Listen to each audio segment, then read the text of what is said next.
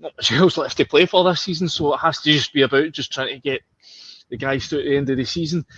As for Philippe Clement, no surprise. I mean, it's been coming. I'm the only surprise is it's actually got to this stage before they finally decided to sack him. I think there was an argument he could have lost his job before Christmas, sort of that November time when there was I remember there was a wild Sunday afternoon. We seem to have a lot of these where lots of rumours spread, and I'm on the phone trying to get wind of what's exactly going on. We had another one of those at the start of January, obviously, after those run of 4 away games without a result, just either side of the Old Firm victory, and then again, obviously, a couple of weeks back with the Queen's Park result, and finally, just obviously Sunday there after the St Mirren game. It's, I feel for Philippe Clement in some senses because he definitely was left to operate with one hand tied behind his back. I think you look at some of the things he's had to deal with financially, huge losses at the club, having to slash £5-6 million off the wage bill, having to get rid of guys, basically having to pay guys off to get them to leave. Todd Cantwell, Connor Goldson, that's hence why they only were able to recoup about £800,000 in the summer despite selling 5 guys off. They certainly got a lot more than that, but they had to then hand it immediately back to these players to get them to essentially just to entice them to leave. So the fact that he had that to deal with, you throw in the Hampden shambles when he's trying to get the team through a Champions League qualifiers, those were things beyond his control that had a material impact in his stint as Rangers manager. But I don't think he also helped himself. I think the standard of performance level was dropping way off what was required. Some of the explanations he came up with to try and explain that away, the fans just didn't want to hear it. They'd lost faith in him, they'd lost trust in him, and eventually it came to the crunch. Obviously, Patrick Stewart came out last week and said that they were determined not to sack him, but they still had these Europa League games still coming up. But I think his position at that point was untenable. The fans weren't having it anymore. You saw the scenes at Ibrox at the weekend when 50, 60 minutes gone, the place is half empty, and by the time full whistle comes, there's barely empty there. I mean, that's just, that's the point where the board and chairman and directors are just going to run something out, do a better act. So, it's a pretty desperate situation at Ibrox for a long, long time now. What they now have to do is make sure that whatever decisions made going forward are taken properly, because decision making at the club for too long hasn't been good enough. So they've got a big call. Obviously, they made an early one in terms of this interim period just to bring in Barry Ferguson and Neil McCann, Billy Dodds, Allan McGregor. That'll buy them some time, just as I say, get them through the end of the season. They also got a sporting director to bring in. They've made clear that that's the avenue they want to go down. And then the biggest, I've just written a column for tomorrow's paper, but the biggest thing they have to do between now and the end of the season is ensure that this takeover, the San Francisco 49ers and Parag McGrath, and that this goes through. They have to ensure that this goes through as smoothly as possible, as quickly as possible, and allow fresh energy to come into the club, because right now it just looks like they're stumbling from one mess to another. Aye. Just on the actual new coaching team as well, do you think it's a savvy move to bring in the likes of Dodds and McCann? I mean, Neil McCann's been a Premiership manager before. Billy Dodds took Inverness to the Scottish Cup final the summer before last.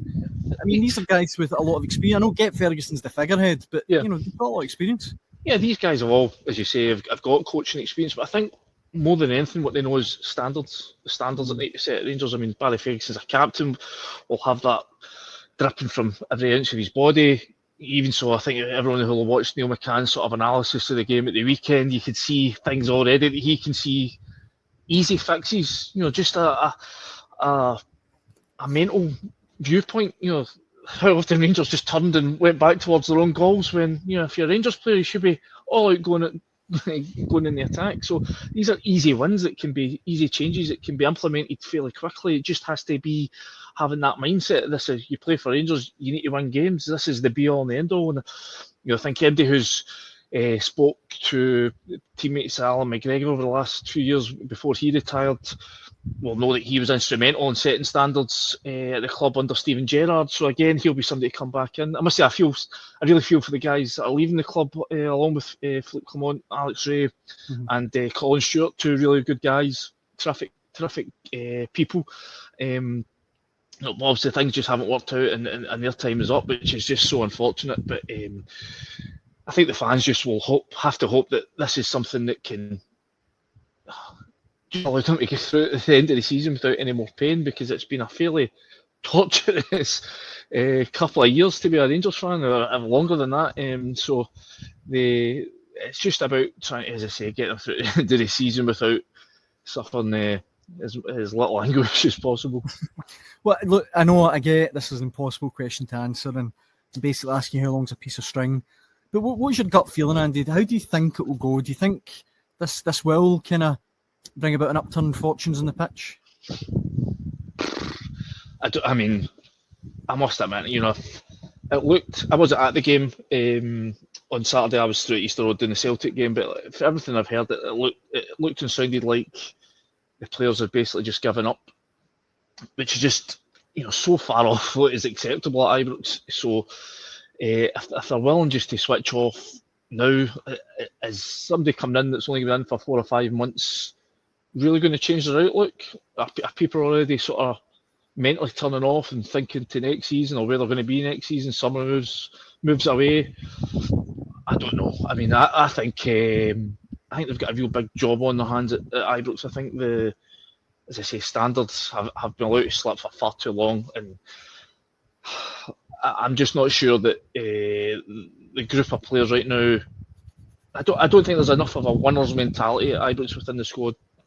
Rangers, I don't think if there was, they would allow themselves to throw away a winning position that managed to claw their way back into. They worked so hard to get back into a winner's position. As soon as they got there, they threw it away. And this season, they basically never looked at any stage like they had real ambitions to win the league, to compete, even in the Champions League qualifiers. And it just looked like from the outset this was a team and a club that were accepting of that this was going to be another year of second best. So will it make much difference having a few guys in? I think, listen, Barry Ferguson, Neil McCann, Billy Dosdale will do absolutely in their power to get the action. I just worry that the individuals there in that dressing room, whether or not they are made of the same stuff that these guys were, that these guys who obviously can walk the walk, they've talked the talk, they've won trophies, they've won cups at Ibrox, they know exactly what's required. How many of the current team do? I think that's up for debate. Time will tell.